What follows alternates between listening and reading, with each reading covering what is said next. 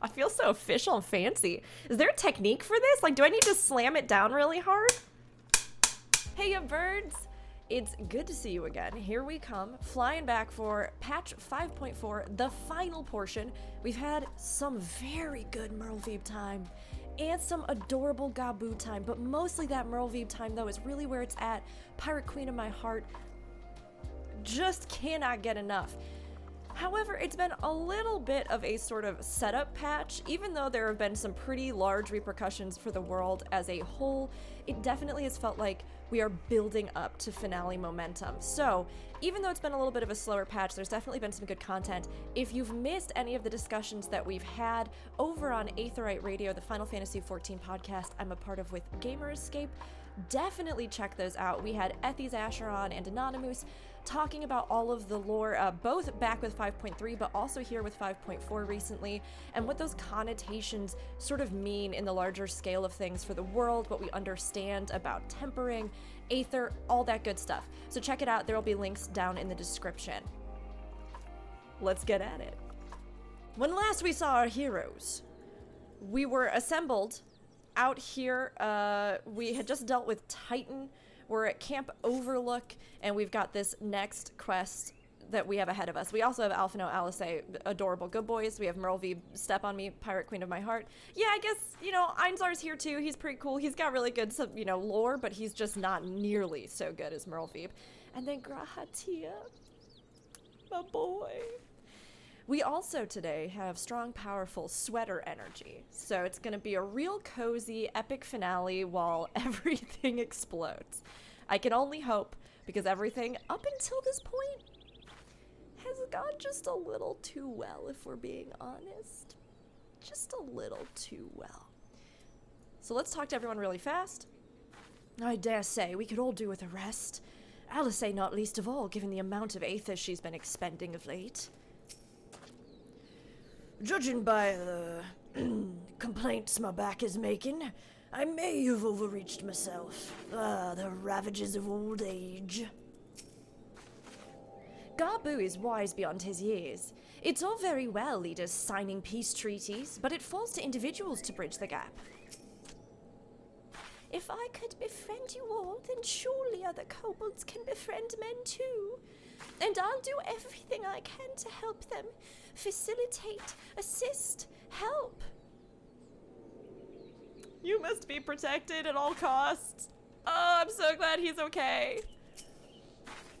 Savor the moment, girl. Your next task can wait. It did wait for a while. I've been putting off this cutscene because if I never did it, then it would never end, right?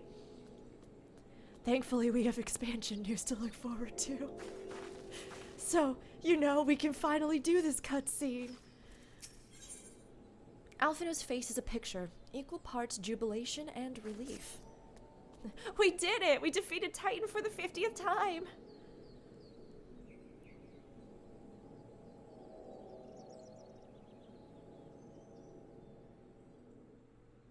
Right.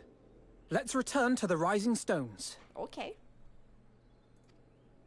Thankfully not the waking sand. It doesn't have to haunt us in our nightmares anymore. Admiral, something strange is afoot at the floating city. Breathe, man. What is it? I was starting to get concerned that the music was gone. All we were hearing was peaceful, like, bird chirping. But then the anxiety strings entered, so no, we're good. This is when it all gets set on fire, I think. I think it's best you see for yourself. Please, come with me. You literally won't believe me, just come on.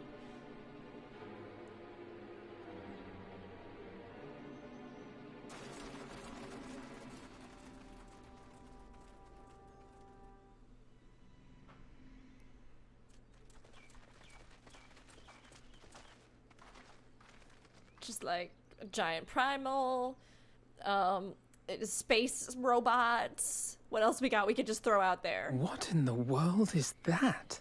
Hildebrand. At long, long last. Well, no, that is not Hildebrand. A tower. Interesting. it looks a little voidy.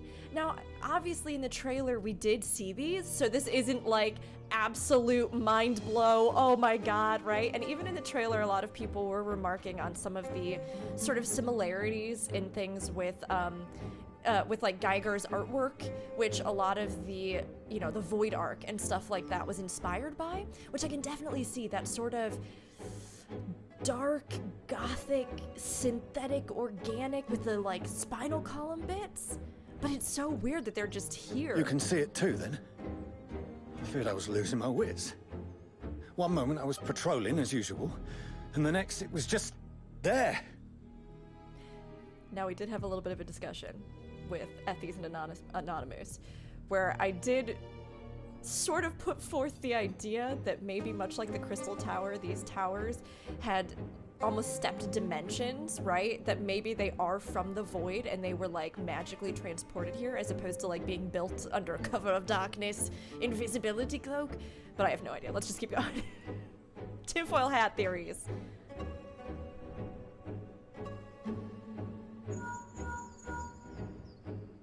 Yes?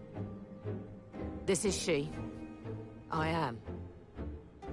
I'm looking at it. Her voice is so good. What? Understood. What? Send the Elder Seedseer my regards. I mean, everybody a little concerned about this, I would say, yeah.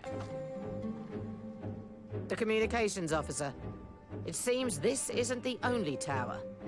They've sprung up all across Eorzea. They're probably just here for peace reasons, right? Nothing that looks more like is a peaceful known. tower. Only that they appear to be of Garlean construction. Our allies on the Alamegan front are on highest alert. Interesting. I mean, I can see bits and pieces of the sort of Forgive my Garlean influence there directness, too, but the would you metal sort join of them? joints. They may well need the help. Of course, Admiral. We shall make all haste. My thanks. I will return to Limsa to weigh our response. Look for Commander Hext when you arrive in Alamigo, and may the Navigator speed you on your way. So I have one or two concerns, which the trailer made only too clear. Gosh, Valka and Merlveeb, though, just two powerful women deciding the fates of Eorzea. This is the content I live for. In matching black and red color schemes with white hair, nonetheless. I'm a simple woman. Okay. Alright, alright, alright. Let's get our butts to the next one. The time for action has finally arrived. What does this guy have to say? Don't worry, miss. I'll keep watch over the tower.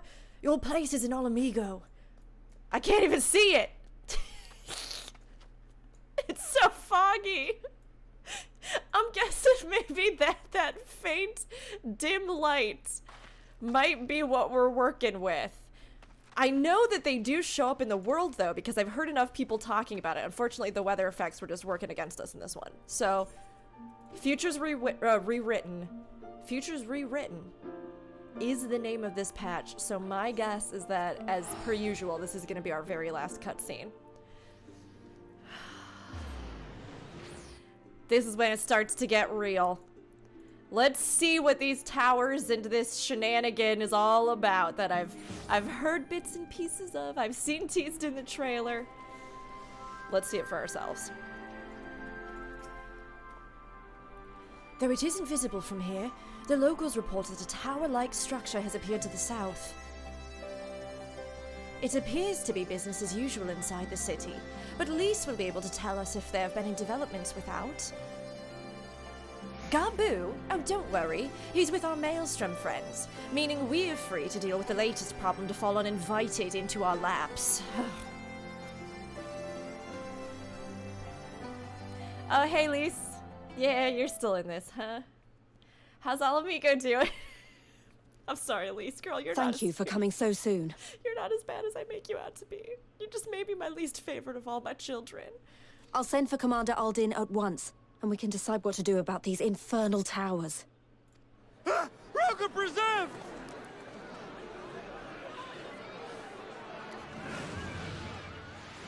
He's a pretty dragon, though.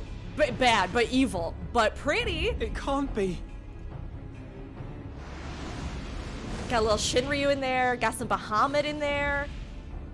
Oh, the weird, like, After them! aquatic tendrily sort of fronds coming off of its wings. It's interesting that over Ala Mhigo as well, and I guess with everything that sort of happened with the wall and things, but also that final confrontation up in the menagerie, I guess that the sort of draconic influence here definitely would be both Baha-wut and also have some of that Shinryu element. You're here, good. They've seen Shinryu, and the people who were fighting in this conflict have seen Shinryu. If it is what we think it is.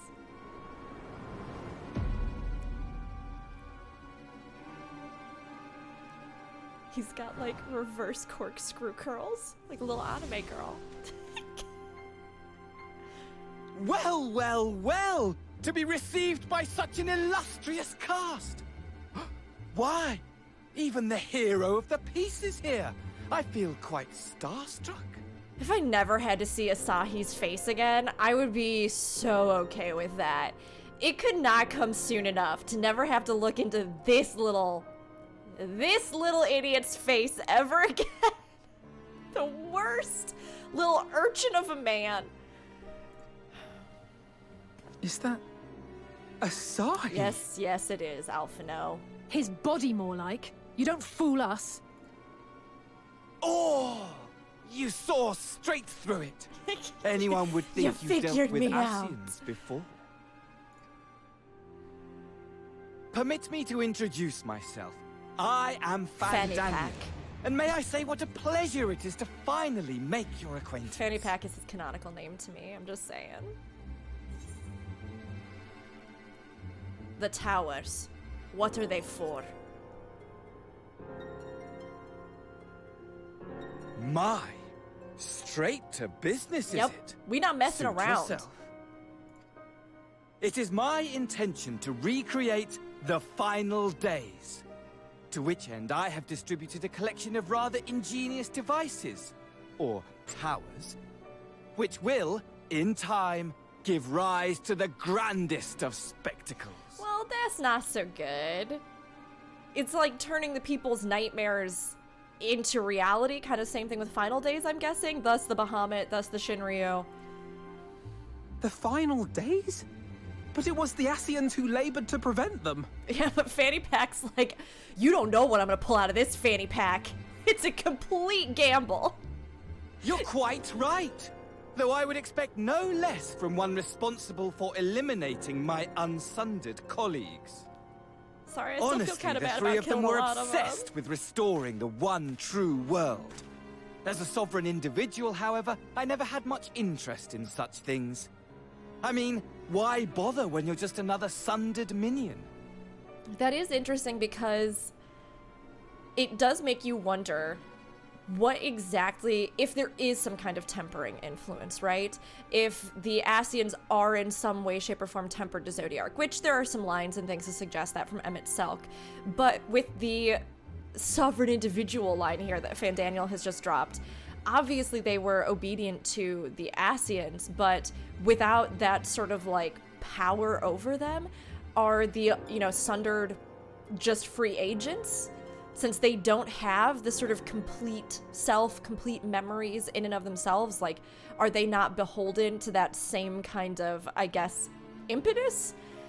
Because if so, that's not so good, because they can pretty much do whatever they feel like.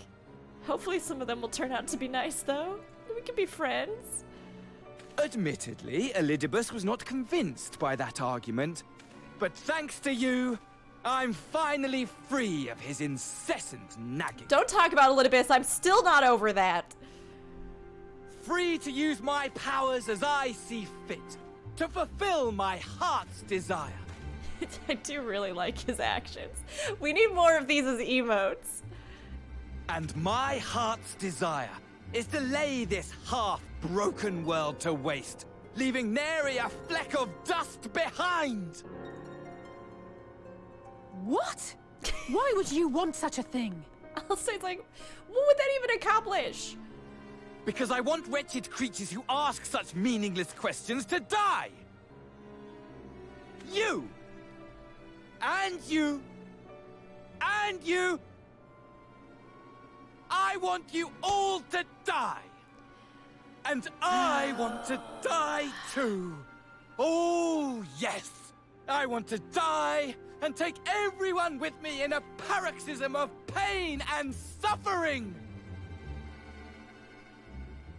I don't know how I feel about these I'm motivations. different, you see. From the ancients who clung to dear life, and from you. Okay. So don't bother trying to reason with me. You will find I have no reason, or creed, or any such tripe. It's a hard sell having a villain whose great motivation is just like, I want to kill things. There are so many villains who just completely fall flat because of that, which does make me wonder. I mean, the idea of some sort of villain that really is truly just about chaos, or might have such a fractured mind in some sort of sense, or soul in some sort of sense, that they would just want to wreak absolute chaos and havoc for like no reason other than that they're just tired of order. I mean, that's fine. Or maybe they want to rise to a new godhood and set their own new order, kind of Kafka-esque, right? Which is possible, but I get the sense that Fandaniel is just like tired of people arguing about this almost, that he's sort of tired of these constant struggles to either bring back a world that's dead, or, you know, to survive as these like new individuals in, you know, current times have sort of done. And that he just figures that if everybody's dead, then nobody can, there will be no more of this, right? There will be no more of this cycle or what's happening. But I really don't know. I mean, I hope he has some sort of greater motivation, or that we get some sort of villain alongside him that does, or I don't know, we over the course, if he is a villain in the next expansion, maybe we restore parts of himself and then he realizes that, you know, chaos isn't the end all be all because he himself isn't in chaos anymore. I don't know. They have to sell me on Fannypack because he's not as bad as I feared, but at the same time, I mean, coming off of like Elidibus and Emet-Selch, I want some more reason rather than just, I want everybody to die and be sad all the time. I just want to destroy the world. Well, But okay. please do resist with all your Well, might. Fannypack, all It right. will add to my enjoyment. I see where we stand on this. Now then, ladies and gentlemen, keep your eyes peeled, for the curtains have risen on the spectacle to end all Also, I'm spectacles. sorry, Emet-Selch did the theatrical references much better and the Shakespearean references, so Fannypack, get your own deal. Because Emet-Selch already has the theater metaphors covered, and he did it way better. We, the Telophoroi, shall be your performers, and this very star our stage. We actually talked a little bit on the Lorecast about Telophoroi, which is interesting.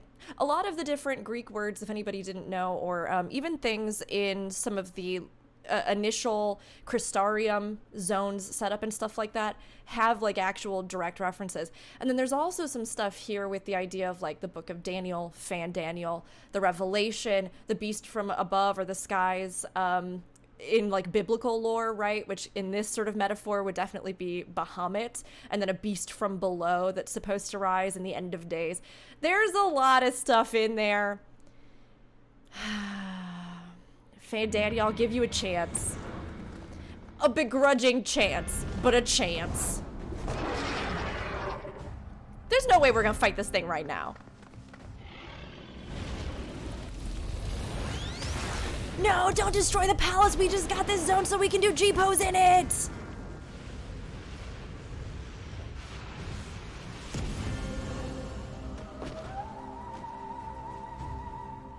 Don't hurt our friends either. They're just as important as G-pose.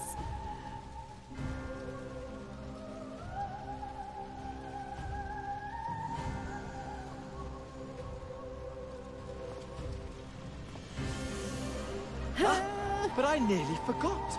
I have a message for you. My esteemed patron, Lord Xenos, eagerly awaits you at the heart of the chaos. the heart of the chaos? While I wish only to destroy the world, he exists solely to relive a certain, transcendent moment with you. And it is for that reason he would reduce all to ash. I just like that Xenos and Fandaniel started their own, I don't know, I just want to destroy everything fan club and have really bonded over that. Like, yeah, sure, we'll just destroy all life. Xenos is over there, as long as I get to have one glorious fight before it all goes out. Fannypack's over here like, as long as I get to die too. This is not a healthy codependent relationship that's forming. Pray see to it his dreams do not go unfulfilled. For if you should disappoint him, my trusty companion here, whom I've dubbed Lunar Baha-wut, will burn your cities and everyone in them. I've killed all sorts of things. Lunar Baha-wut's next. I don't even care. I'll take it down. Lunar Baha-wut's design is cool though, and like some of the things on it even have that, again, like I was saying, that kind of undersea look, the Amaritine sort of Everyone thing. out! Some My of the men will tend creations to the that we blaze. saw in the dungeons and things. I like that there are so many different influences kind of all in one thing on it. Can you deal with purple primal fire though? Can you put this burn out?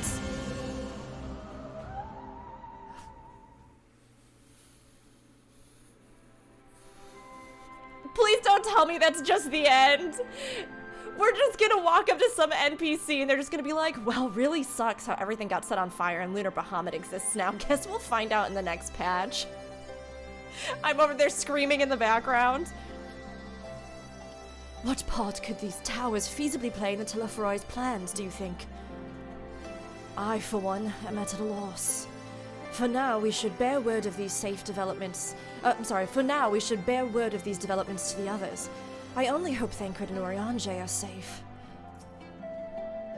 Though our objectives were different, I could understand why Lidibis and his fellows acted as they did. But Fandaniel? It will take me some time to make sense of it all, if indeed there is any sense to be found. Are you all right, Valka? The rest of us are fine, if a little singed.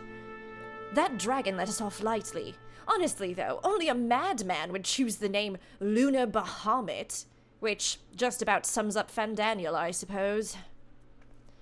Yeah, madman does seem to be his theme right now. Our scouts report that the Ascian and his dragon have left Girabania. It seems it was purely a social visit. Thank goodness everyone's safe. We've managed to put out the fire, though not quickly enough to save the garden. Raubon, can I leave it to you to send word to the Alliance? I'm going to take a unit and investigate the tower. We need to find out what it's for. I'll go with you. No, you won't. You'll rest. From what Melvib tells me, you're due some time off duty. Should we learn anything about the tower, we'll be sure to share it with you.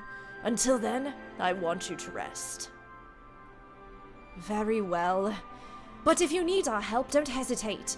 And take care, both of you. Goodbye! Have a good nap until 5.5. No, wait! There's one more! So you really did it. You found a cure for tempering. Oh, it makes me want to do something heroic right now. Speaking of which, I'd better get ready and set out for the tower. If an Ascian is on the prowl, it will not be long before we call on you and yours again. Rest now while you still can. We get to actually go to the tower? Oh, I'm so glad there's one more. I was like, if they just drop that cutscene on my head, if they just drop Lunar Baha-wut in my lap and they're like, I guess, deal with this, and I'm sitting here in my house like, but it's setting everything on fire. It's kind of like when you get a new kitten and you're like, look at this cute thing that I have, and then the kitten proceeds to destroy everything in your house.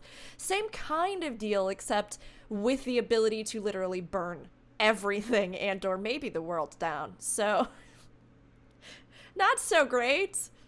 I'm glad we get to at least take a field trip to one of the towers now. Maybe see what happens. Oh, this is where they're gonna be like, and we're done. Maybe one more cutscene? Though my new, or rather old, by which I mean young, though this body has a good deal more stamina than the one I wore out in the first. I confess, I've been looking forward to a moment's respite. We've had a busy few days, have we not? Y'shtola returned just before us, and it seems she knows about the towers too. Oh, how good it feels to come home to the Rising Stones. It's here my heart feels most at peace, and my mind the clearest. I would love if we got like a personal quarters room in the Rising Stones, kind of like we have back on the first with our apartment. We've seen some of the other rooms here. Let's just keep expanding it. Give me more of a reason to care about the Rising Stones again. It would seem you've had quite an eventful time in my absence, but I'm fully rested now and ready for more. I gotta get back into my inner Y'shtola. Welcome back, Velka. Make yourself comfortable and let me know if I can get you anything. Oh, you're back. Good. We've received the reports from Alisay. Since we are all here, perhaps those who bore witness to the events in Alamigo could treat the rest of us to a first-hand account. And then, Fannypack appeared. And then, I think the whole world's gonna be on fire. Oh yeah, Xenos still will not just die. No sooner do we overcome one problem than another one appears. It would all seem tediously predictable, but for the endless variety of our foes. This Fandaniel sounds even more unhinged than his patron. Unhinged, perhaps, but no fool. For all his pantomime theatrics, he gave away little about his plot. We know only that he intends to recreate the final days, and that the towers will somehow facilitate this. He also called his dragon Lunar Baha-wut. Let's not forget that little detail. And the creature certainly did resemble the Elder Primal. That may be, but the fact that it answered to Fandaniel would suggest they are not one and the same entity. I think it more probable that it is some manner of simulacrum born of Ascian magics. Whatever it is, for now we can but work closely with the Alliance and remain vigilant. I believe that concludes our news.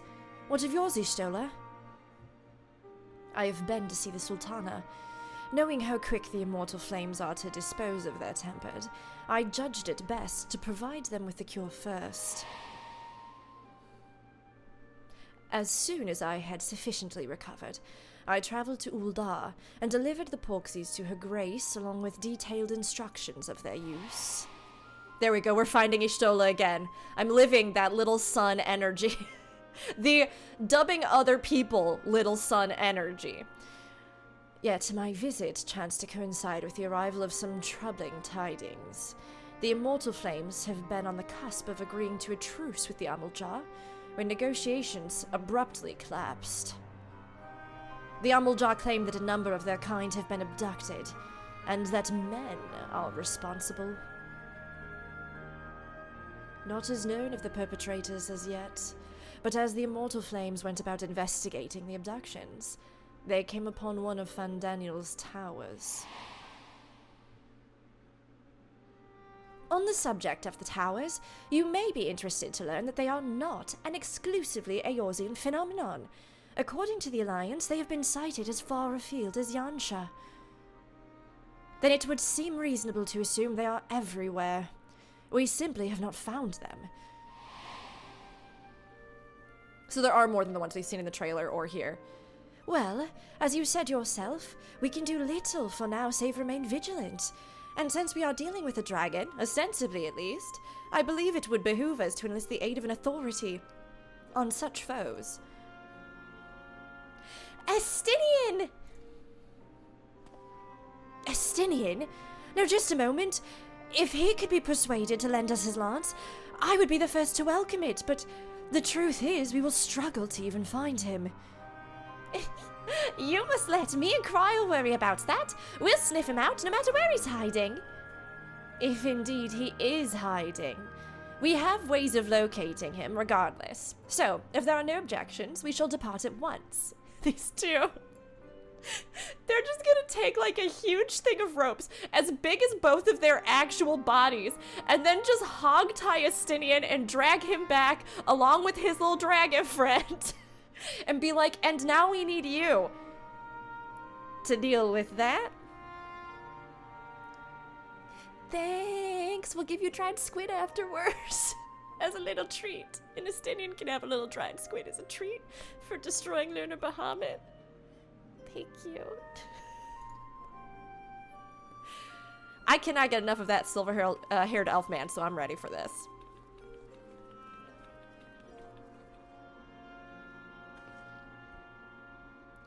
Well, rather than sitting around, I think I might go teach each of the city-states and educate them in the use of the porksies.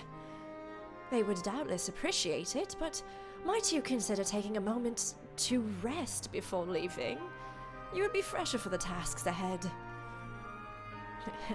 My butt I would. No thank you. What do you know, little brother? Well, my friend, our moment of triumph did not last long. And I really could have done with a rest. Oh dear, are you not enjoying our adventure? Imagining Valka being like, oh dear, it just does not do it for me. 'Twas ever the way. The world often needs saving. And save it we shall. I, for one, do not intend to allow a nihilistic madman to take us all to the grave with him. Not when the future holds such promise. Nay, I will do all in my power to protect those whom I hold dear, just as you have always done. I will protect you because I hold you the dearest. With these strong Viera arms. Future's rewritten. Done. 4,000 gil for confronting Lunar Baha-wut. I'll take it. I'll pass that on to Estinian and be like, this is what I got, so there's your payment. Meanwhile, somewhere in the Lochs.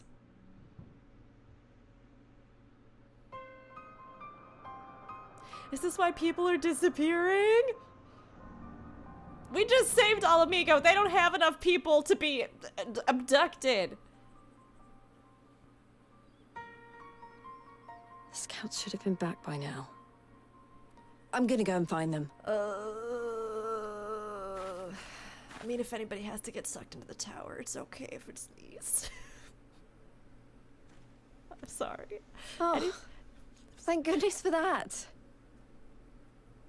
At least he does not seem alright. That man seemed very not okay.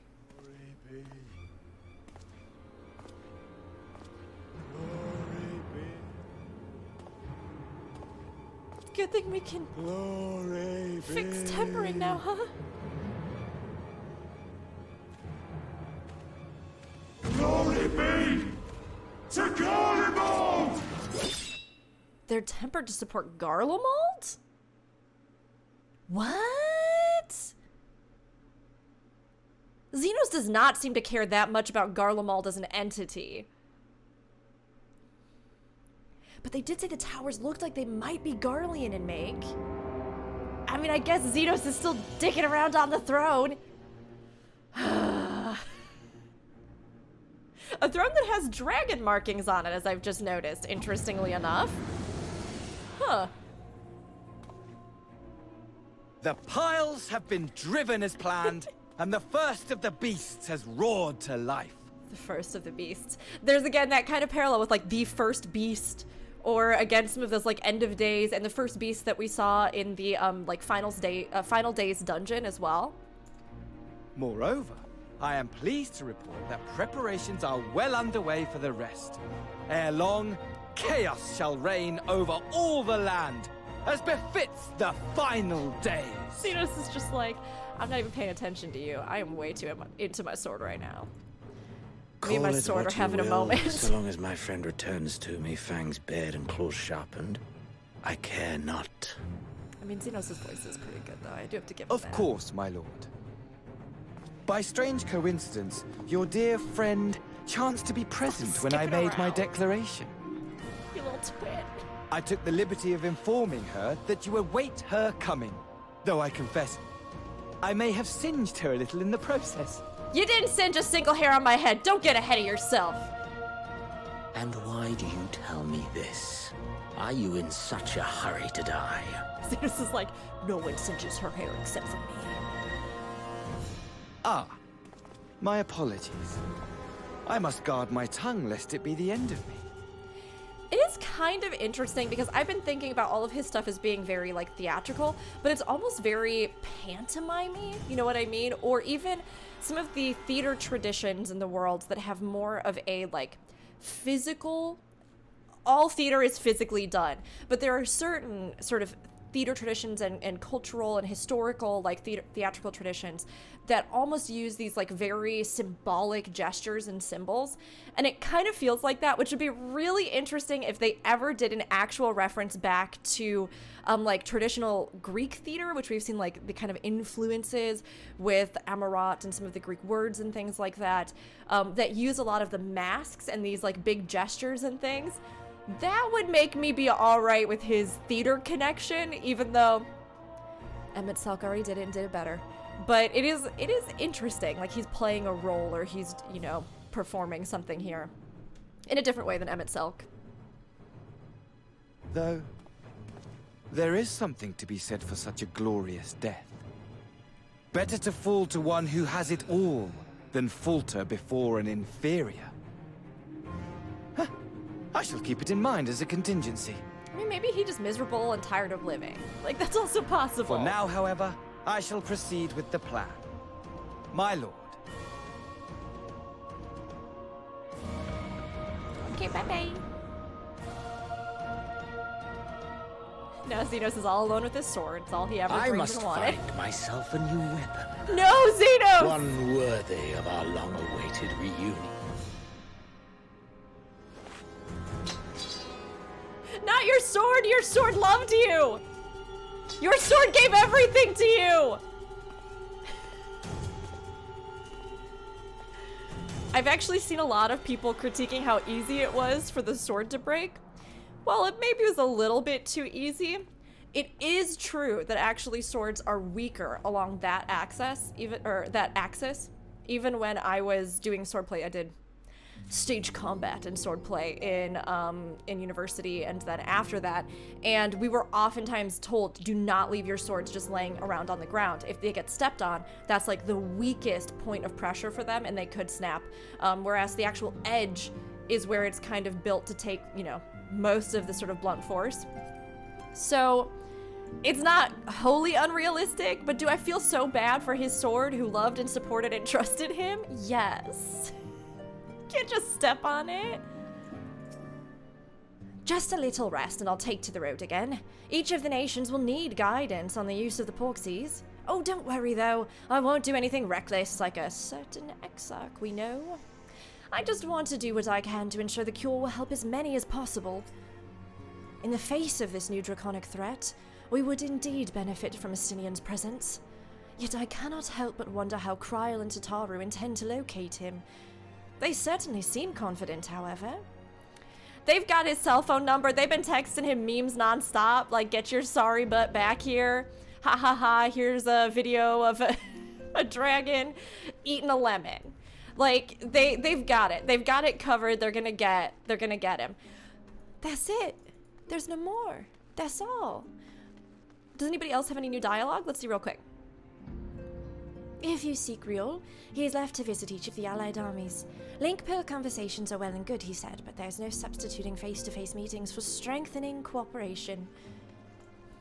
Anybody over here have any more? These poor friends, they've just been like chilling. They do some exercise competitions and things. When we went to deliver the ice shards, we had occasion to speak with Grahatia. Sister says he acts like an old person, but if you ask me, he seems like a perfect gentleman. So I had a little chat with Grahatia. Though he looks as young as any of us, he has the air of an older person about him. I suspect he's seen more than his fair share of trials. Ulrich challenged you once before, and now he has his sights set upon Grahatia. I fear history is about to repeat itself. They say Uununkuluncle is a versatile combatant who excels in all roles at battle. Oh, I should very much like to test my blade and shield against him. Ochre Boulder. There's nothing quite like basking in the glow of brothers' fighting spirit. We must make this bat with Uununkuluncle happen. Yes, we must. As a motorcycle roars by, that might have just been dialogue they already had, but I hadn't clicked on it yet. If at some point Graha does end up in a fist fight with them and is like, no, I don't want to hurt you, it'll be adorable, and I can't wait. So, for anybody who didn't know, like mentioned previously, the Void Quests are a new set of bonus side quests that are actually, from what I've heard, some of the most just like mind-blowing, eye-opening tidbits of kind of story and lore that we actually got from patch 5.4, but there's a huge list of prereqs that you have to do before this. You need to have completed all of the different role quests to unlock that bonus role quest that you get here in Shadowbringers. You need to have done that quest. You need to have also done the most recent patch. You need to have also, I believe, done the Warring Triad and met the character Unukalhai, which is unlocked through the extreme version of those fights, I believe, which you can get those done now without too much hassle if you go in with like an undersized party and you just blast through those quests and get those cleared out. There may even be some groups that are working on them in Party Finder and stuff like that, but if you just want to get to this story, because it is kind of hidden behind a lot of other things, it is well worth it to just go ahead and blast through them however you can. And the same with the other stuff too with each of these role quests. There actually was some pretty cool bonus story involving this character, Cyella. There's also some relevance if you've been working on the most recent raid tier with E11S and the Shadowkeeper, as well as a bunch of other lore tie-ins with the Warg enemies. There's a special fate boss, Lugaru, I believe is his name, as well, in Lakeland. There's a whole bunch of lore that actually here on the first ties into this one character and everything that happened with the sort of unveiling of the lore quests and the role quests and what we got with that. So just a little heads up in case you haven't done this, and if you're looking for more good quests, side quests, things like that to fill the time before the next patch, this is definitely worth it. For anybody else who hasn't done this yet, just a little heads up that since this is kind of bonus content that is outside of the MSQ release this time around, but that I'm including in our MSQ run because I think it's like of that level of importance and they're setting it up for something long term that may even be future expansions or will continue on through. Just a heads up that we are going to be playing these and we are going to be working through these right now. So again, come back whenever you want to watch these, or if you yourself don't think you're ever going to get those role quests done, then I would definitely advise watching them and, you know, catching the other tidbits you might have missed with the sort of culminating quest that happens after you complete all of the role quests here on the first that are in this sort of hub with Tainer and Giat and everybody. So here we go. I also remember how Cyella sounds, so we're going to make up a voice for her. Cyella appears surprised, though not displeased to see you. It might be that, I don't know if we hear her voiced in cutscenes. Maybe we do.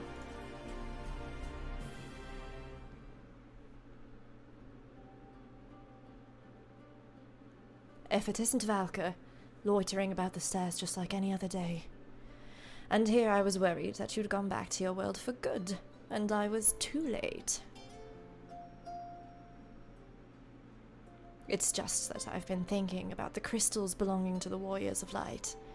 So for anybody who doesn't know, as a quick little fill-in in context, just in case you missed it, Cyella did adventure with the Warriors of Light and was one of their companions alongside Ardbert and everybody, but it turned out that she had actually been, and hopefully I'm remembering this all correctly just off the top of my head right now, it turned out that she had actually been sort of brought over from the Void to try and save her own people by bringing about, because of acid manipulations, by bringing about a tragedy here on the first. So she ended up revealing her true colors and sort of becoming this void monster, which is what Ardbert and his companions ended up fighting as she tried to destroy a lot of this world, which is also what the Shadowkeeper is from E11S, in case anybody didn't know. It's actually her in the form that she took when they fought her, when the Warriors of Light fought her in sort of the grand culmination of their world before the Flood of Light happened. So she has been sort of undercover here, still surviving, and through the things you do in the role quests has decided that she wants to try and I guess sort of not apologize, but she wants to do penance for having brought about such calamity to the world and, you know, caused harm to so many out of trying to save her own home. So she and Uununkulhai actually have a ton of ties because Uununkulhai is also from the same world. And that's why his character has sort of been here and why those Warring Triad quests are all tied in because these two characters are connected. So just a little bit of preface. It's just that I've been thinking about the crystals belonging to the Warriors of Light. I hear they ended up with you after you lot defeated the Virtues.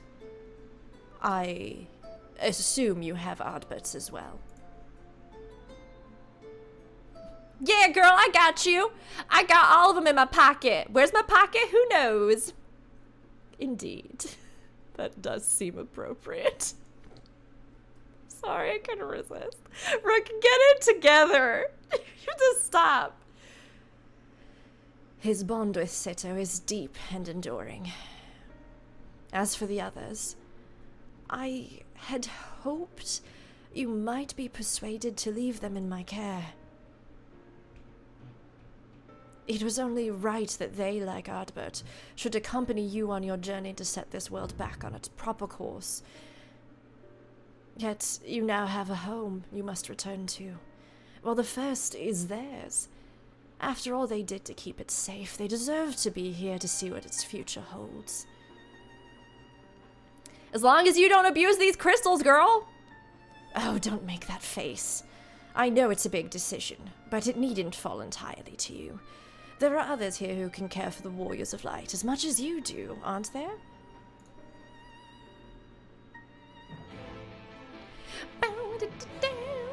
So maybe there are like other people we can entrust these crystals to.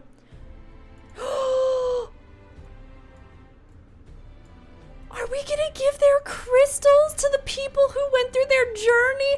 No, and then they become like the new Warriors of Light?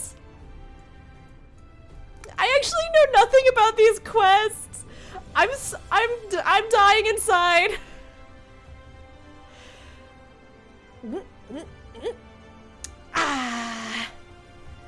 Now that's some damn fine ale. How many should I order for you? I know you ain't much of a drinker, so 6? 7? I'm gonna give her a very similar voice to my character Merritt in our Final Fantasy XIV D&D. She is also a dwarf on the first. What? You want help deciding the fate of Lamet's crystal? And the others too? Oh, does this place have any bigger tankards? Ah, well, if you insist, Lurik owes me a drinks. Plural. Owes me drinks. So I'll make sure he joins us. Maybe find Granson while I'm at it. You go on and wait with Sarah and Tina. Order around while I'm out, you hear? Go, Giat! Go as fast as your little legs will carry you! Okay, let's talk to Sarah now. Carrig, maybe? I've always called him Sarah. Good to see you, Valka. What did you say that has Giat so worked up?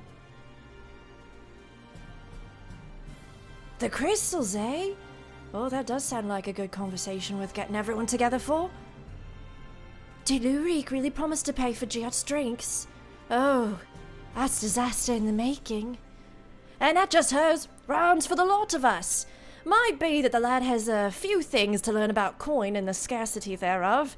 Still, I'll not turn down his generosity. Go and tell the barkeep we'll be needing food and ale for the table. Fine, but please try to exercise some restraint. I'll not carry you back to the room again. I love Tainer. Tainer might be... Oh, it's so tough because, like, Giat is so good. But Tainer might be my favorite good boy from all the role quests. He just, like, I just want to see him grow up good and strong, you know? I just want to see him happy. Oh, here we are. How much of a head start did you get? Should I ask him to bring out the cask? I reckon we should hear Valka out first. Granson's gotta have that edgy voice. You know he does. We all know it.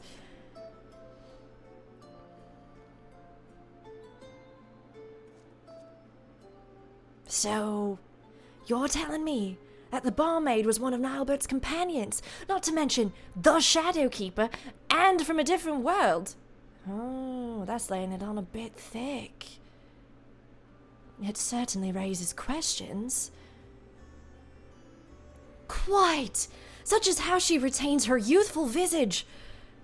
Not that. He's also my good boy. He's an idiot, but he's my good boy. Oh, I had my suspicions about her. The other night, I was at the counter, quaffing my ale, having a grand time, and next I realised I'm outside without a guilt in my name. And it ain't the first time. It could only be the power of the Shadowkeeper. And not that you drank enough to fell a small army. If Valka says it's true, I'm inclined to believe it. Which leaves us with the matter of entrusting the crystals to her. She's right, that this was Brandon's home. The others, too. And it's home to the most important memories. Not all of them good, maybe, but everyone they loved is laid to rest here. I agree. Albert belongs here. Albert's crystals with Seto in this world. Lamet would want to be near. Renda Ray as well, I think. She'd want to be with her friends, in the place that she loved.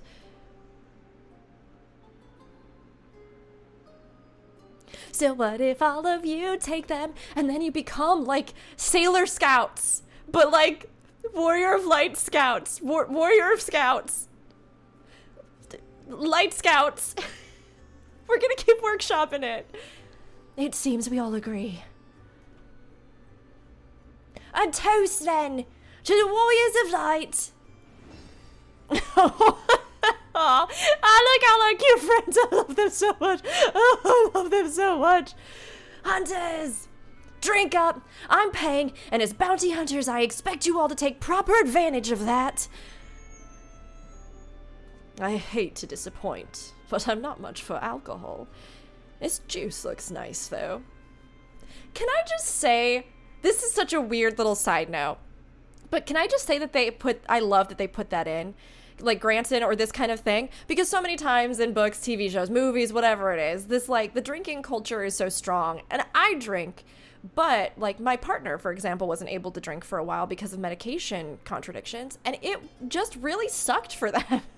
It really sucked having every single activity somehow like come back to drinking and always feeling like if they didn't accept a drink, they weren't able to. And they weren't able to, you know, socially engage with other people in that kind of way. I love that they put this in. Have your juice, Granson. Have it, edgy boy. I hope it's delicious.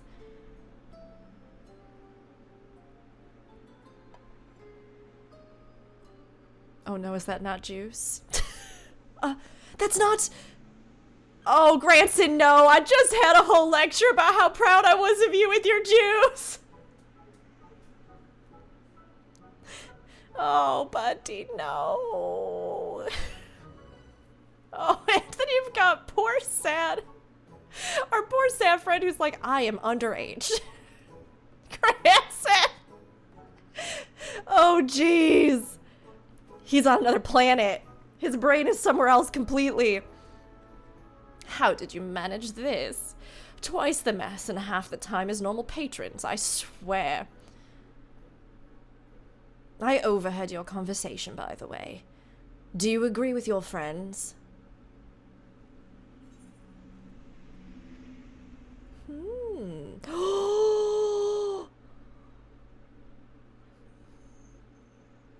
new name is Storykeeper. That got me. I wasn't expecting. I didn't even... Oh, we have to say that one. That's so good. That's so good, though. These crystals are yours. Shadowkeeper, Storykeeper. Excuse me, I just got so excited about it, I couldn't handle it. We're gonna go back. These crystals are yours, Storykeeper. There we go. I was a hot mess because I got emotional about that one single word. Their legacies are safe with me. You have my word.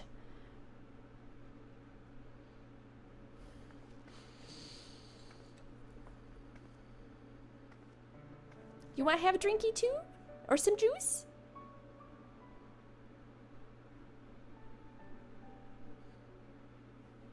Thank you.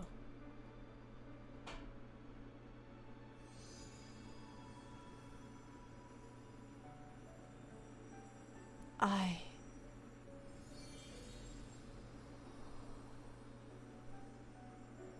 they gonna, like, appear to her?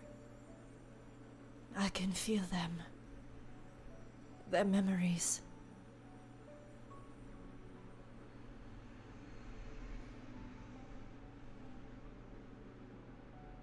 Why? Why, damn it? You're all just like Ardbert. I betrayed you, I manipulated you, and still... You thought of me as a comrade. A friend. Until the very end.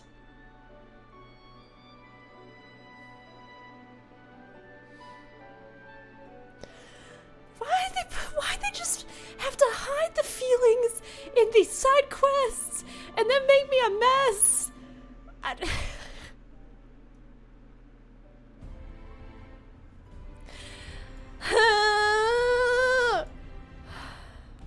Okay, come on, let's keep the feels train going. Let's do it, Cyella. Cryella is the new name I'm gonna give you.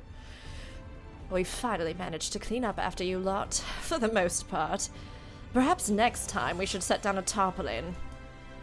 Nevertheless, I'm grateful to you for entrusting these to me. And as long as I live, I will never stop sharing the true tale of the Warriors of Light. Of my friends. Okay, hurt me more. Cyella's not finished with you yet. She gonna make you feel even worse. And better all at once. Seeing the lot of you together like that, it reminded me of the old days. Ardbert and the rest, drinking and bickering and laughing.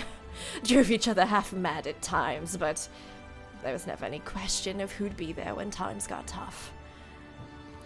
I didn't even think about this.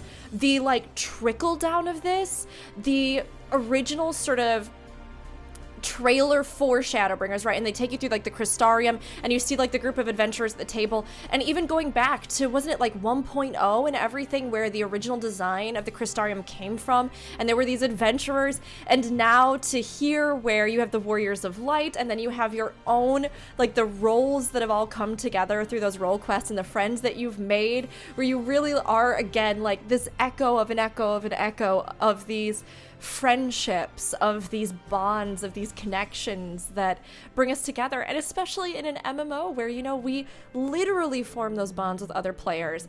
That's why it stabbed me in the heart place. So good. It's so good. Ah, can't help but wonder, can I? If I'd had companions like that back home, could it have been saved? I'm not the only one who tried, though each of us stood alone. There was Uununkulhai.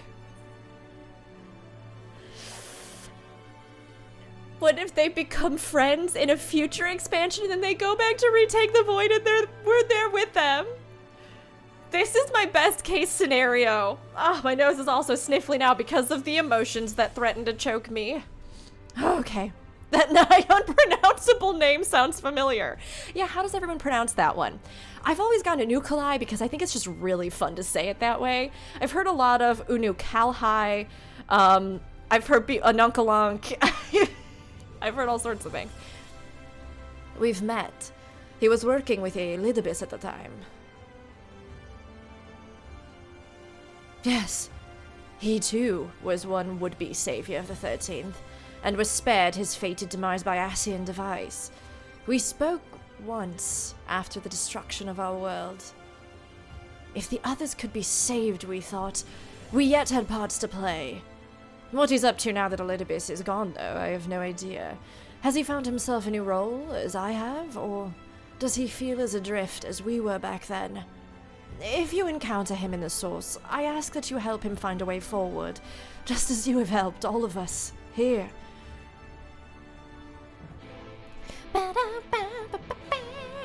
Go find a good boy! I'm guessing we need to go see him next, right? So I'm gonna go back to We're gonna go back to Rising Stones. We can double check it here. Because this is a side quest, it seems as though it doesn't pop up obviously in our main story quests, but let's just see real quick. Yep. Cyella speaks to you of Unukalhai, a fellow lost soul. We need to go back to Mordona. Let's do it! I mean, it makes sense though, right? They have been keeping Unukalhai on the table for who knows what reason for ages. The fact that even after you do those extreme primals, you know, he doesn't just stay in Azisla, he moves to the Rising Stones. They've been giving him updated dialogue even prior to this patch that you could interact with. We did some of them in our previous playthroughs. It's one of those things where I loved this kind of analogy. We were discussing this on the podcast, but the idea that 14 has been so forward-thinking in their storytelling, no matter what they actually have solidified, they leave themselves all of these open doors, right? Open doors that they may or may not take advantage of, but like, here's an open door that could lead into some other story. Here is a character that could be used again in the future. And it really seems like they realized, yeah, for Unukalhai, we're going to sort of cater him in a certain way. And now as well with Cyella kind of tying into that, I super love it. I mean, I wasn't expecting it, but it does make me really curious if kind of like the Warriors of Darkness and things like that, these are now open doors that are going to lead us into future major plots, even if it's not actually something that's realized here in the next expansion, maybe the one after or something like that, you know? Hey, buddy. We met your friend. She did some real dumb stuff, but she better now. This poor little child. I gotta give him something other than a fancy British accent. I don't remember what voice I gave him in the past. We're making up a whole new one. Well met, Valka. What brings you here today?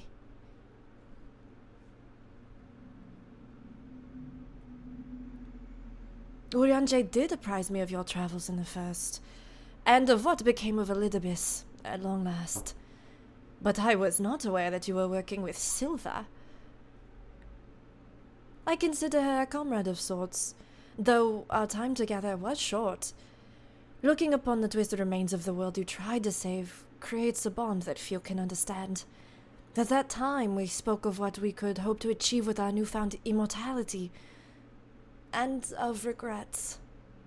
Though I then believed what had happened to be the natural result of my age and inexperience, I now think this was merely the least painful explanation I could offer.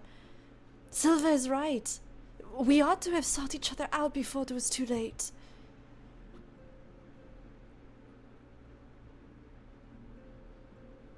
I would not make the same mistake again. With the Warring Triad gone, I am in need of a new purpose. But to seek it alone is folly. I should like to speak to Silva, assuming such a thing is possible. As I mentioned, she understands how I feel more than any other. I don't know what this accent is. I'm just rolling with it. I'm just living it. All I require is your soul. Oh, we're gonna do that one because it's very good and ominous and I love it. Of course. All I require is your soul. Oh, you speak of the spirit vessel, correct? The means by which the scions return to the source. If I understand the principles at work correctly, then it was a near miracle you succeeded in bringing them back without killing them. If Elidibus is to be believed, my current state makes me something of an exception in matters of life and death. In which case, there is not to be lost from making the attempt. Oh, please, say you'll help. I will help you. I mean, okay, because in theory, and someone may have more information on this than me, as I just spitball, but in theory, he was brought over in a similar way to the Ascians themselves, right? Where they essentially sacrifice a physical body to become a spirit or like inhabit something else, right? Or like manifest as a spectral energy or, you know, ethereal energy, which is also kind of what happened with the Scions, although a little bit different because they didn't like possess a body when they went to the first, right? They were just kind of forcibly removed and then kind of manifested in a sense. Okay. I have absolutely no idea what I'm doing. Where do you want to hear from the adult that you have put your life in their hands? Okay, we'll do a more serious one. We need an expert in spirit vessels.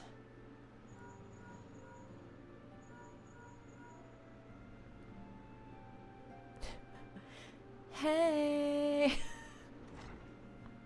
I need help texting long distance. Can you help? All right. Uununkuluncle! This is great too because he did have so much to do with Elidibus and so many other things. Pray forgive the delay. Thou didst seek my counsel. Can you help this boy? Aye. The gifts granted young Unukalhai by Hydaelyn and the Ascians may prove a boon in easing the transition. However, I know not to what extent, nor what might befall thy spirit should it be lost betwixt worlds. Nevertheless, I know that this is my path forward. Please, Uununkuluncle. Oh, very well. If thou believest that thou shalt find new purpose in the first, I will do all in my power to see thee safely there. We shall be but a few moments. Mayhap a worthy tome might keep thee occupied whilst I perform the necessary magics. Okay, go get in that crystal. Go get in the Pokeball. A decent spot. I like that it does kind of position you as though you're going to be reading the Warring Triad book again. You're just going to like recap all the stuff that happened there. Again, interesting, because they did sort of keep those lore notes there, which makes me wonder again, like if the Warring Triad and all of this is going to play a bigger role at some point. Did you get him in the Pokeball? 'Tis done. Pray, guard his vessel well. I will do my best. Unukalhai is as I, and the other scions were on the first, a soul with form, yet no true body. Thus, 'twas a simple matter to transfer him to the vessel using the self-same process as before. To withdraw his essence once across the rift ought to prove similarly straightforward. However, I fear that such an existence cannot sustain itself indefinitely. Look to the Ascians' example. Their persistent use of flesh and blood vessels surely hath cause. Be it danger akin to that which would have befallen us had we not returned to the source, I know not. But the time may come when the boy requireth a fully corporeal form. Should this come to pass, I trust that thou shalt come to his aid. I can't just like summon bodies though, so I have to like find somebody who just died. Or?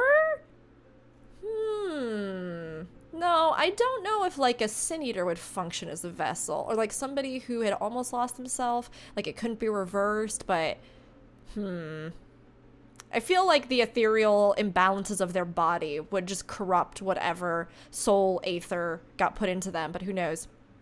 For the moment, however, thou needst only convey the spirit vessel to Beclug. Farewell, both of thee. Maybe Beclug can like make a temporary vessel, kind of akin to like a Porksy or a, you know, a kind of construct. Something like that where you could house the spirit. I don't know. It wouldn't be quite the same, but maybe. I guess we'll find out. Back again, are you? I'm flattered that you've grown so fond of Novrant. Or I would be. But you have that expression you lot always wear when you're about to ask me for something. Would you take this boy I put in this rock? You make him a boy again? Please and thank you, Beclug. Oh, did what? After all the perils your friends faced and the labors we undertook to return them to your world, you've brought another soul across the rift? Have you no common sense? Nope. No, not really. I don't. Clearly. Nevertheless, for my own peace of mind, I'll assume you have a compelling reason for this. Removing spirit from vessel will be easy enough, I suppose.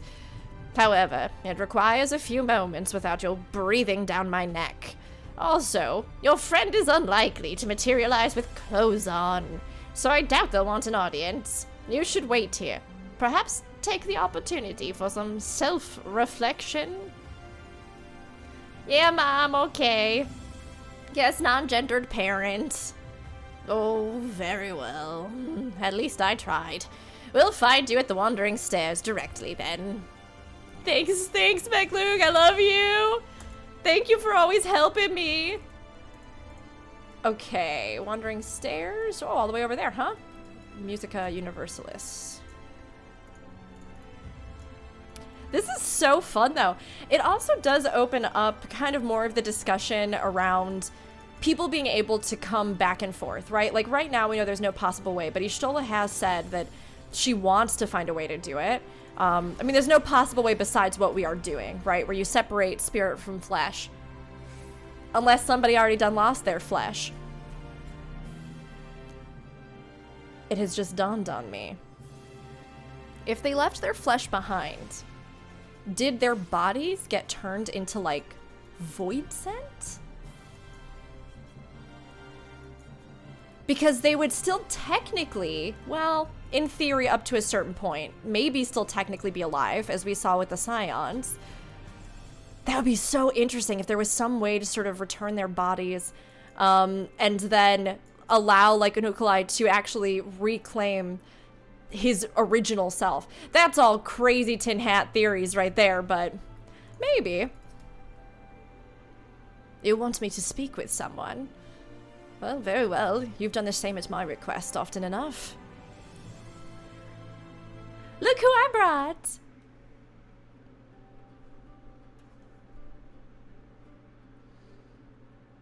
How long are we meant to wait for this friend of yours? I have work to do, you know. Ah, here you are. Pardon the delay. It took some time to acquire robes of an appropriate size. Is this them? We are getting a lecture right now, you can just tell. Look at him in his little good boy robes. That's so good. Silva. Unukalhai. Indeed, it is I. Trust me, I can hardly believe that I'm here myself. I should think so. When I sent Valka to ask after you, it never occurred to me that you might be able to cross the rift without Ascian aid.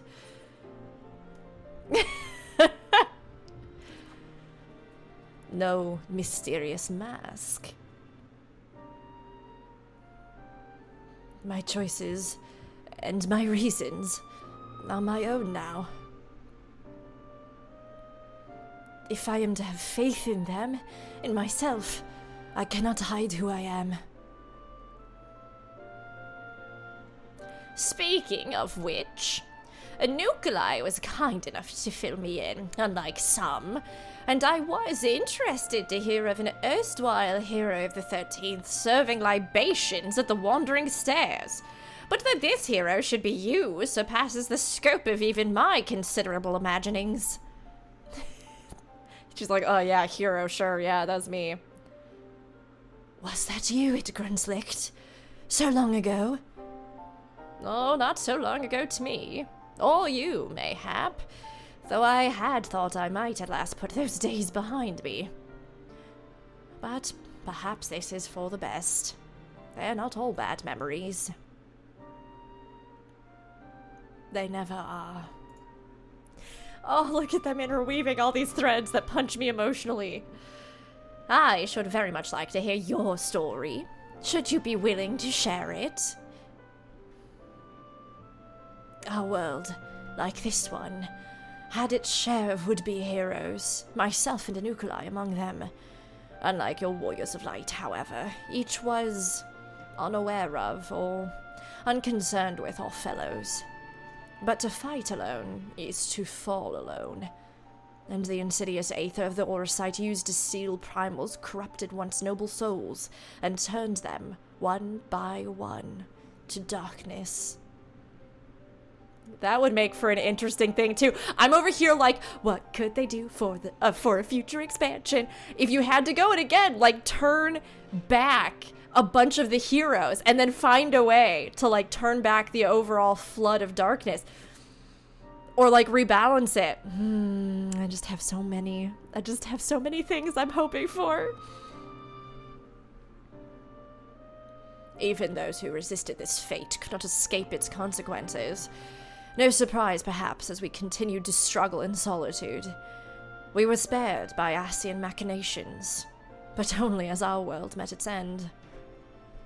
But what if that death could be undone? I was told that much as the first was consumed by light, as our home was by darkness. Excuse me, let me retake. I was told that much of the first was consumed by light, as our home was by darkness. Yet balance and life are being restored to even that scoured land they call the empty. If such a thing is possible, then why not the reverse? Could we not bring light back to the 13th? Even the Ascians consider the 13th lost. Thus was it excluded from the rejoining. But what say you? You have a way of making miracles happen.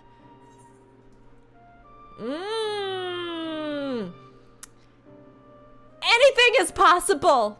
There can be miracles if you believe. Valka breaks out in song.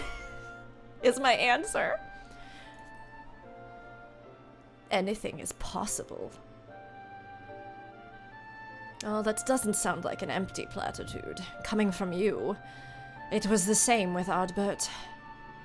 Pardon the interruption, but might I suggest a closer examination of conditions on the 13th before we form any, conclusions? Couldn't we? Please? This is everything I hoped for. I've been keeping a cozy blanket on me this whole time, but it's also here to grab in case of emotional excitement or duress. Oh, yes, let's do it. I'm going to get rid of the please, because that's not Valka's style, but I am going to say that one. We could use the crystal tower to open the void gate, couldn't we? Have you lost your head? The crystal tower is not a toy, and you are not to use it to unleash great and terrible void scent upon this world. According to the records, there was a group who worked out how to open small void gates, through which to summon minor fell beasts and the like. Magics of that nature should work, though I am unsure if any with knowledge of the original technique yet live. Roll quest, boy! There's one right over there. Let me explain. How fortunate. Let us inquire with this Tainor immediately. Unfortunately, Valka and Unukalhai's accents are just close enough that sometimes they bleed into each other. Yes, you do that. In the meantime, I will ready a means for peering into the depths of the void without endangering ourselves. Use these to contact me when you're prepared to open the gate.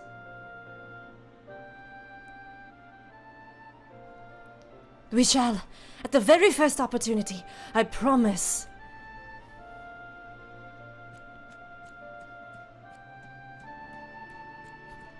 Okay, let's go. He really hasn't aged a day. Not that it should surprise me of all people, but... what a fascinating place to spend one's days. I should love to hear more about the patrons that have passed through. And like they're even in like matching green and white. Oh, cuties. You got the color squad down and everything.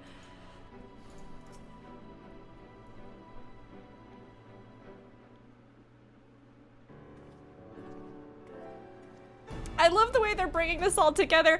And now Tainor has a friend. Because who would understand more? Like, Tainor, who was suspended in the void for endless years, right? And Unukalhai, who has been taken out of his body and has lived far longer than, like, his childish self would denote, right? These two understand each other. It's always a pleasure, Valka. Aye, but who's your friend? I don't believe we've met. We have not, as I'm not from this world. The situation is rather complicated, but I hope that you might be willing to assist me.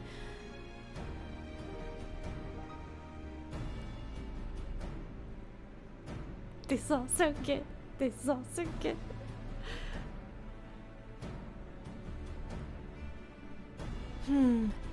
It is true that we had the means to open such portals. We call them hollows, and it was through one of these that I was drawn into the rift. So it is possible. Not with my power alone. I understand the greatness of your need, but were Nilebert still at my side, I should be glad to make the attempt. But the technique required the combined force of our energies in resonance. Did a good job reading that one. If one person's magics are insufficient, perhaps I could assist. From what I can sense, our ethereal reserves are roughly equivalent, and our physical similarities suggest that our energies are not incompatible, like we could be best friends or something. I fear you underestimate the difficulty of the task. Nilebert and I were born for this, and even so it took us years before our efforts were perfectly in step. I realize this is a lot to ask, considering that we've just met, but could we not at least attempt it? Yours is the only such magic I've ever heard of, and if we might actually be able to save my home... May I interject? You will recall that the crystals in my possession preserve the memories of the former Warriors of Light, including Nilebert in ethereal form. And Uununkulhai here has a particular talent for interpreting the minds and motives of ethereal beings, the primals. If I could apply the same principles to interpret Nilebert's crystal... An experiment worth trying, at the very least. I'll fetch it.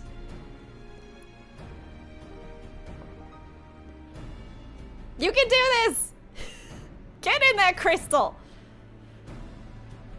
Man, they really have done such a good job with all these little details. I mean, seriously though, the way that all of these different characters have come together, I would have never guessed when I was doing the Warring Triad or when I was doing the role quests that these things would play such a larger kind of role. No joke intended about the role quests and their nature, right? But it is so true though, and whether or not that's something that obviously they've had to retroactively kind of fit together, or it's something that maybe they, you know, even foresaw and have been building to very specifically, they did a really good job of bringing it together. Speak to me, Nilebert. Do his memories of training with Tainor remain? They do, and such strong sentiment with them. Because they were also best friends. This whole expansion's just been about the secret power of friendship.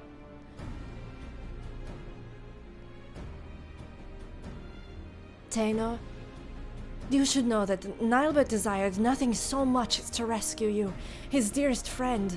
He held so fiercely to his memories of the technique you mastered together because he hoped they might be your salvation. Oh, Nilebert, I won't let them go to waste. I will do what I can to help see the 13th restored. Thank you. I won't pretend to understand half of what's going on here. Just keep them from running headlong into anything too dangerous, will you? I'm an excellent babysitter. I just finished the Eden quest. What do you think I've been doing with Gaia and Reen this whole time? I have honed these skills as the babysitter of light.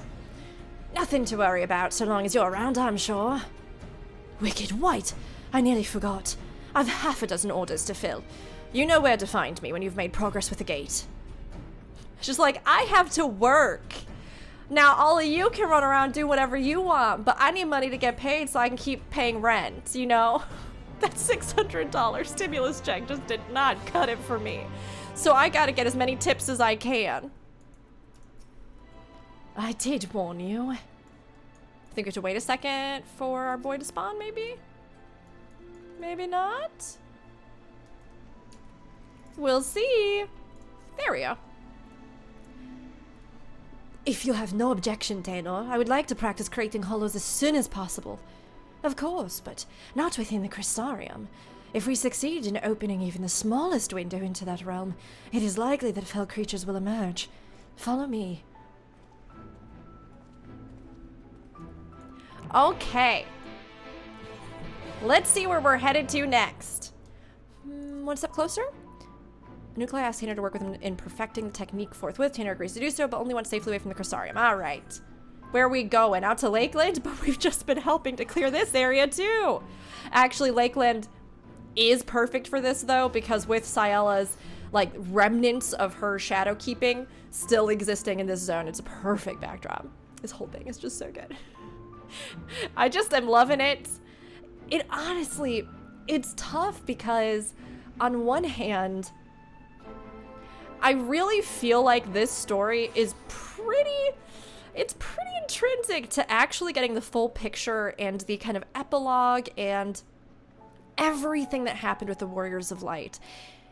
And that's not to say that I don't think that they try to encourage you to do all of these, right? Like, you have to, for the actual MSQ, complete at least one of the role quests. They told us right off the bat, if you complete all of them, here's this bonus quest. Now, like, people weren't expecting that there was going to be all this other stuff that dovetailed off of them. And when it comes down to it, it's really just a matter of time, right? Like, spending the time to level the other roles that you might need, and at least sort of dip your toe into each, which can be tough for people. I know that some people really, really, you know, it's hard for them to tank. It's really anxiety inducing, which isn't something to be scoffed at. You know, there might be even roles that you just find incredibly boring to play and you really don't want to play them, right? So I'm kind of conflicted because on one hand, I think anybody who wants to can do these quests, you know? But will everybody know that they're there, and will everybody feel comfortable doing all of the stuff that are the prerequisites for this? No. And then on the other hand, it's like, well, yes, if you spend the time and you are somebody who's invested in kind of these quests and lore and things, or you even hear about it here, then like, of course, you can just go do these. It's not like it's the end of all things. It's not like it's, you know, locked behind a savage raid tier and you're somebody who doesn't raid or anything like that. But I do kind of wish they'd been a little more accessible, because this feels pretty important to a lot of stuff. This feels like, again, something that is future X-Pack material. So I can't help but wonder if, kind of like how they retroactively made Crystal Tower part of the MSQ requirements and things previous to this for Shadowbringers, I can't help but wonder if they're going to do something similar with these quests, with whatever expansion might be dealing with possibly reversing the void or, you know, making it livable again. We don't even know if that's really possible at this point. It could be that these quests just serve to say that it isn't, right? But, oh, here it is.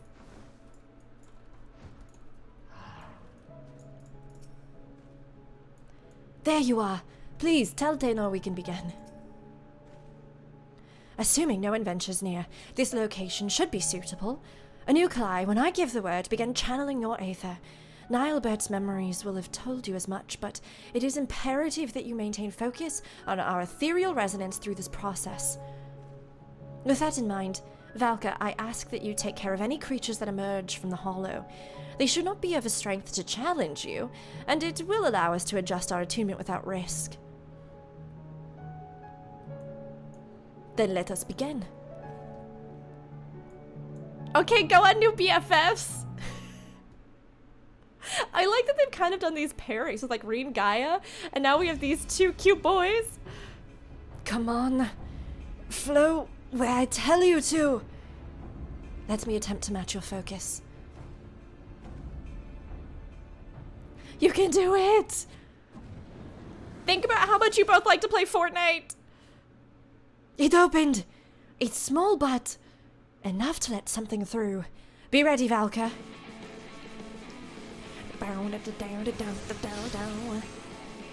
Oh, it's just a little darkness sprite. Let's get it. Void torch. Interesting.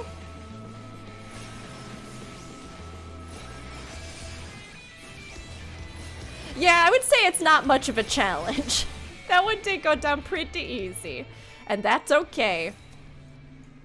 It has been quite a while since I opened a gate between worlds like this. But there are some things we never forget, aren't there? How you doing, Unukalhai? How's it going? That was... far too much effort for such a small gate. On the contrary, given this was your first attempt, it's incredible that we succeeded at all. Now, try synchronizing your breath with mine. Focus on the rhythm of the ethereal flow. Alright, I'm ready. Breathing exercises. Albert's like, oh sorry, not Albert. Our other boy is like, I gotta just prepare myself here for a second. Tanner's like, I gotta just... Alright, I'm ready. Aha! A larger hollow. Of course, the void scent may be proportionally stronger.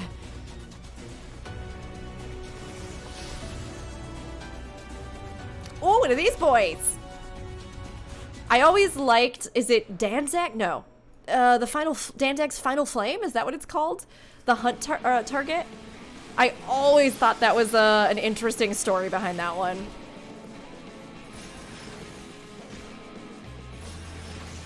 Void Wanderer. These are all very good.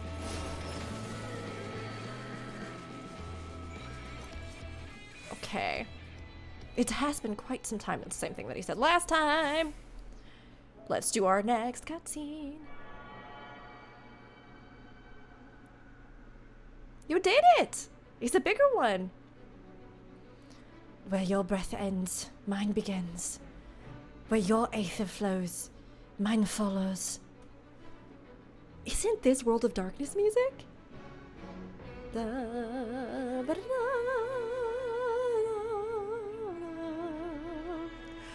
Oh, that's amazing! I always loved this track.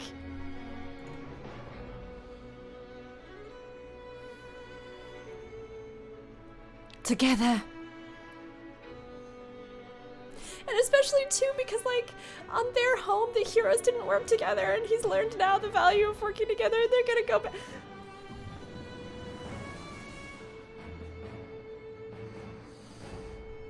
Unbelievable. Full attunement so soon. Be ready, Valka. What's gonna come through? Oh, one of these, huh? We saw a few of these too, I think, or something similar in the new Bozja zone, I want to say. It does also seem to share a model with the siren at the end of the dungeon with all the ships. I never remember names in the moment. I always have to just go wild with my descriptions of them.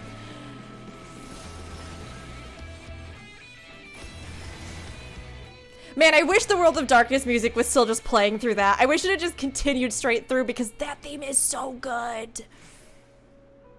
Like talking to an old friend. Yes, that's what it's like. I think I've grasped the principle now. I only need to remember the feeling for next time. I almost feel as if I do remember it. Your aether is familiar somehow. Oh my god! Is Unukalhai a shard of Nilebert?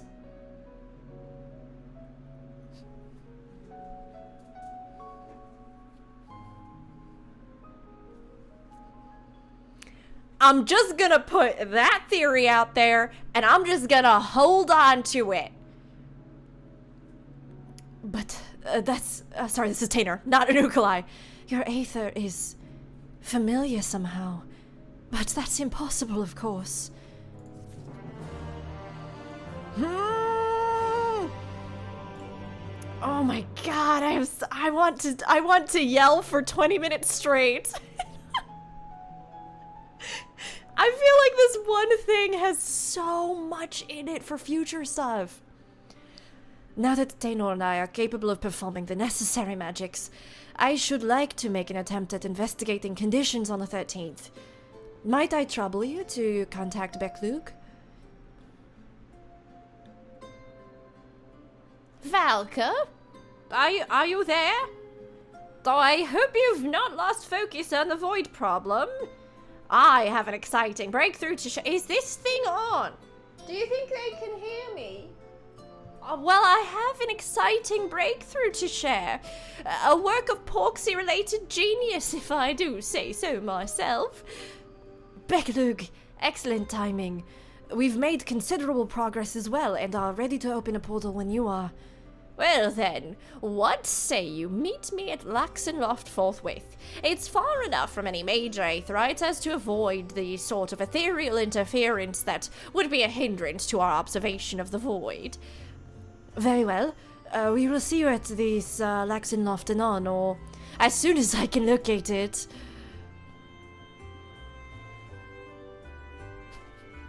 I'll lead the way. I too am eager to be one step nearer to our goal. You don't mind if I think of it as our goal, do you?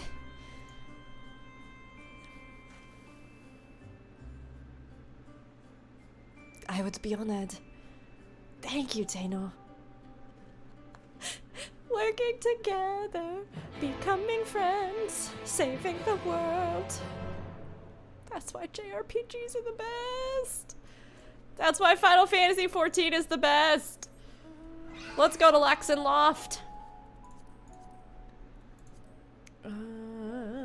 Lakeland, probably? Yeah. Oh, we can just fly there. This is also interesting. Okay, so I've heard a lot of people mention or ask whether or not the arena from E11S is physically on the Lakeland map. I don't believe so.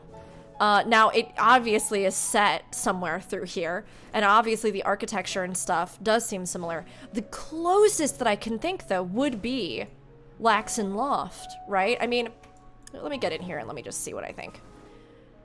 Because it does seem to be some kind of, like, fortified structure. But see, this does not match it. It's, again, similar. And we do know that this is a place where, at least in certain memories, we saw Cyella have a moment here. So if you've done that bonus quest after the role quest, there is a moment here where she kind of revealed her betrayal and talked about some of her, you know, motivations to the Warriors of Light. So this is still an important place for her, but as far as I know, I don't actually believe that that arena is on the map physically, like you can go visit it kind of deal. I can still scarce believe how quickly we've progressed. It's almost as if we've been friends all along. Could it also be, again, tin hat going on. Okay, so possibly shards, like shards of different souls that might know each other. That's one thing. We can definitely, I think, put that on the table here. Or at the very least that Unukalhai is a shard of like maybe Nilebert or something like that, yeah? Which would be interesting. Also maybe the possibility that if they're trying to tie this larger scale into the role quests here, maybe rather than like going to the void or something and finding other heroes there, I mean, maybe some of these other role quest members also possess like pieces or something of the souls, which is what kind of tied them to the Warriors of Light or tied them to possibly even other heroes from the void. That, I mean, that could be a thing. We know that we ourselves were at least tied to Ardbert. So it's interesting because I wonder if like each of these others were maybe drawn to the same cause because they themselves were kind of a part of this. And yet many of them did live in the world, you know, at least sort of the same world, same general time span of history. Granted, they came afterward, so after the Warriors of Light, right? But it does raise some questions, you know? Could they all be shards of the same thing, even if they were born into the same world? Or I have no idea. It appears Beklug has yet to arrive. Patience, Unukalhai.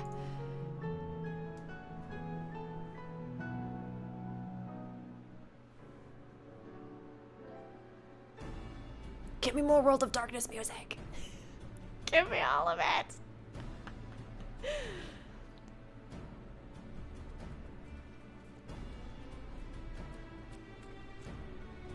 I hope you weren't waiting too long.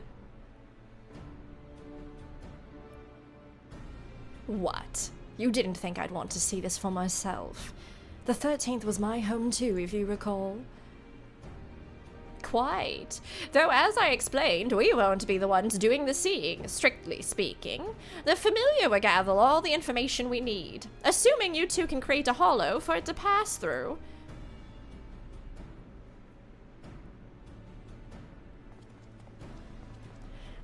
You can do it! Sync up!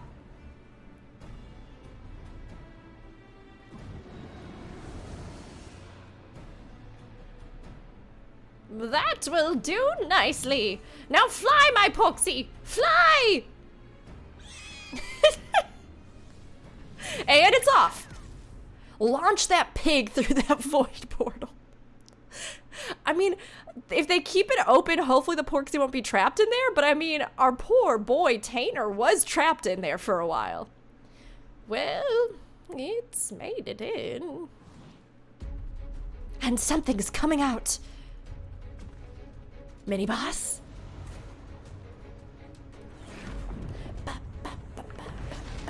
Up. Up. Up. Gargoyle? What is that? Oh my god! Oh my god! Isn't that the Necromancer? That's the Necromancer from Weeping City, right? Oh, what is his name? Somebody will get it in the comments. That's him. I mean, it's at least the same model. I have for ages, I was like, if a Necromancer class gets put into this game, he is a connection to that kind of magic that we've seen used, right? The Void as being like a conduit of that. I mean, obviously we also have the Necromancer that appears in the dungeon. There's a lot of stuff with like Gelmoran blood magic. There's a whole bunch of stuff that does kind of, you know, facilitate necromancy as we think of it, right? But the fact that they would bring him back, and I love that they're tying back to like the War of the Magi, which involved a lot of knowledge about the Void that, again, we don't still know the full extent of because those two empires were destroyed and black magic was outlawed, right? Although it's making a comeback. But I'm so excited and so surprised, but not surprised that they used him here. I'm still processing my thoughts. My, that is an ugly one, isn't it? I wonder if he had almost like liches, if he was like a lich, or he had different pieces of himself stored in other creatures. I want to see what the name is. That's gonna be really, I think, decisive. It could also just be that maybe he was warped by void magic, right?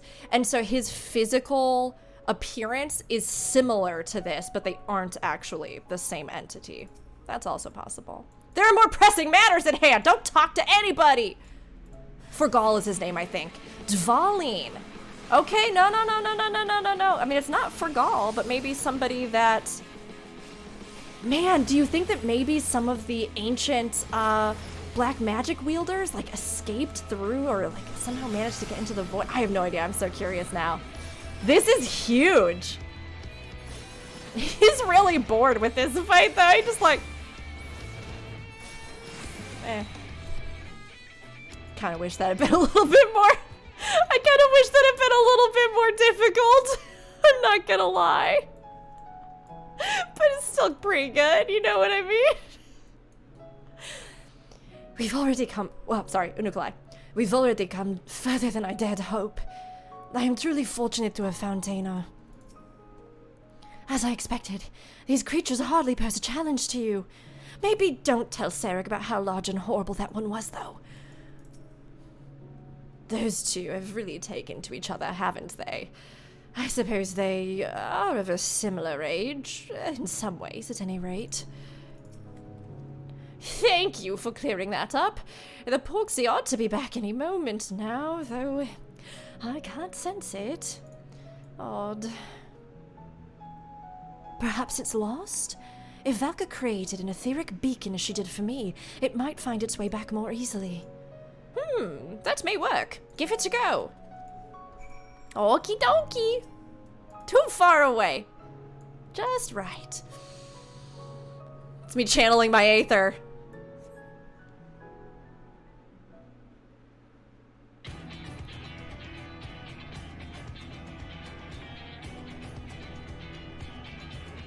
Keep at it!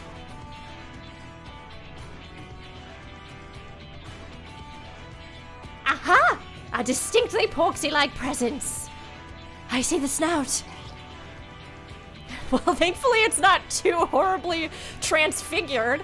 There we are. Now close that hollow before anything follows.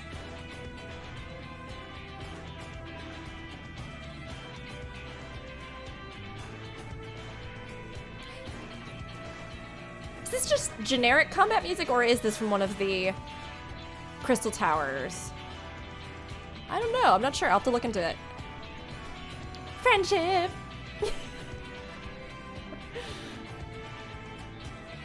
I mean, it could be that those two are fragments of the same. So that's also possible. Or maybe they somehow met in the void? I think that one's less. I think that's less feasible. I don't know. We'll see. I believe it has performed its task thoroughly, as instructed. Good, Porksy. With luck, its observations may indeed lead us to a means of driving the darkness from the 13th. However, I will need to review its findings in detail before I can tell you more. And it could take years to deduce a suitable solution. This feels like them saying again. It's like, well, not this X-Pack, but maybe next one. Maybe after that, years from now, wink wonk. Like, I admit, I am impatient to find a way forward. But I have endured millennia with half as much hope as I have now. If I must wait, then that is what I shall do. Like Valka and your warriors of light, I will persevere until my world is safe once more. That is what a hero does. I think you'll make a good one. You as well. If that's the end of the excitement for the time being, we should head back to the Wandering Stairs. Clear out that pall of anxiety Sarek is spreading all over the place. I mean, yeah, sure, the next expansion seems exciting, but I'm more excited for this. I'm not gonna lie. I'm like, this is something that I have been really curious about since, gosh, I mean, I guess all the way back to when we first were sort of learning about the Void and how it had been lost. And we first started Shadowbringers, and I was like, oh my gosh, if we can travel to these other places, my mind immediately went there, right? Or any other shards that might have, you know, the same kind of calamity or various things that happen to them. That perfectly sets it up as being something that even once we get past maybe this initial sort of hurdle with whatever, bringing the Heidelin Zodiac shenanigan, the story of the Source to a close, whatever that is, it seems like that would be like really, really good stuff to have as separate adventures, you know, down the road. And maybe even tie into like some bigger stuff with that. I did tell Sarek that everything is fine, but you may need to assure him personally that Taynor hasn't been devoured by a void scent or what have you. Sarek just like he worried Dad, you know? His whole journey was becoming Dad. Becoming Dad to boy. It is funny though, because he was, out of all of these role quests, the only person that really like picked up an extra person, right? He kind of represents the role quest, but in reality, Taynor has been sort of this like extra piece that has been here. So it makes sense that they would use him like this. Ah, you've returned, hale and whole. Oh, not that I had any doubt you would, of course.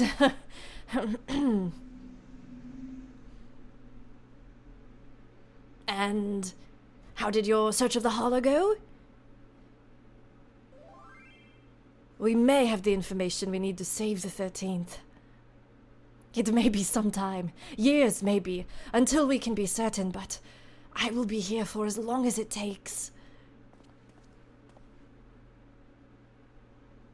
On that subject, I've been thinking, oh, are they shards of the same soul and Taynor gonna just eat them up, that they both gotta live in there? Is it? I feel like that's what's about to happen, right?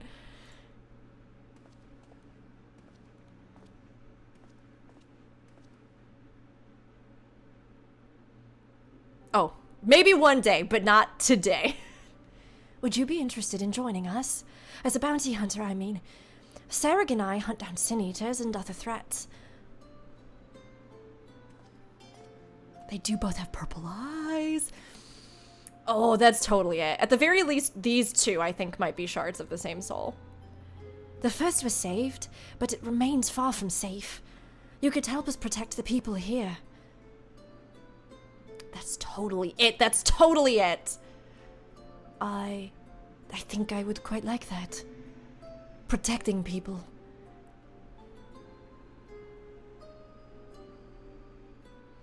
If I can do that, then perhaps I will find the strength I need when the time comes.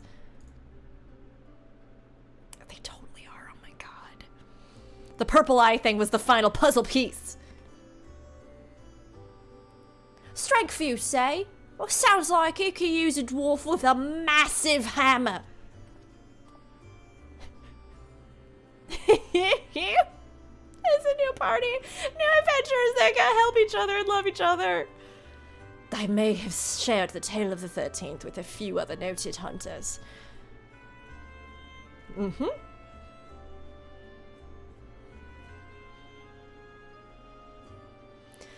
I know what it feels like to fight for something you've already lost. To need to find a way to make it right. And I know that it's not easy to fight on your own. Inconvenient as that truth may be.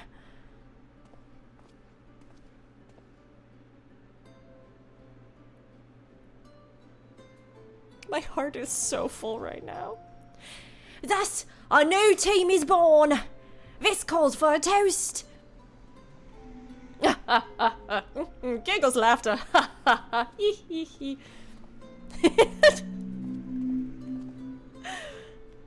I don't object, so long as this lot carries their weight. I'm a bounty hunter, not a fuka herder.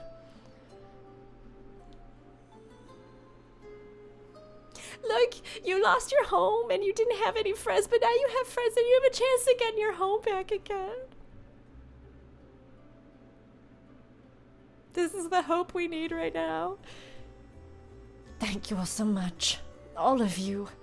I would be honored to fight at your side.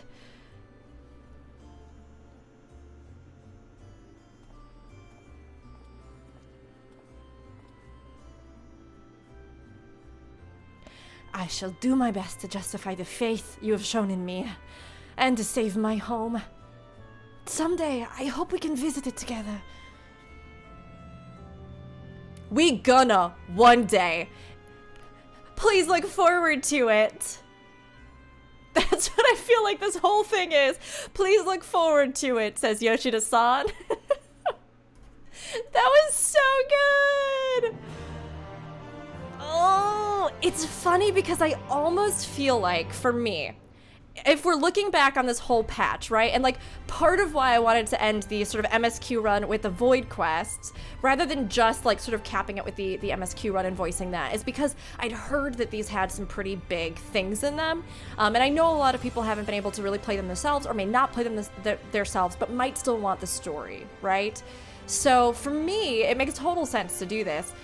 And honestly, I feel like the best story content for me in 5.4 really was the Emerald Weapon quests and these. Like, these two quests alone make this patch feel robust and complete in a way that I think just the main story quest itself maybe didn't quite do. I mean, I still enjoyed a lot of what we got. Some new Limsa Lominsa lore, hanging out with Merle Veeb, girl, step on me any day, getting to, you know, sort of address this problem of tempering, which has been a huge issue both politically but also just threat-wise, right? The threat to sort of sentient life that these, you know, summonings and primals and things can pose with tempering.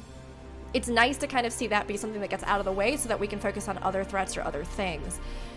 So all of that is really big and really important, but I do feel like the real meat, the really like incredible storytelling this patch around for me felt like it came from the Emerald Weapon quest, which will also be going up in a separate video here on YouTube.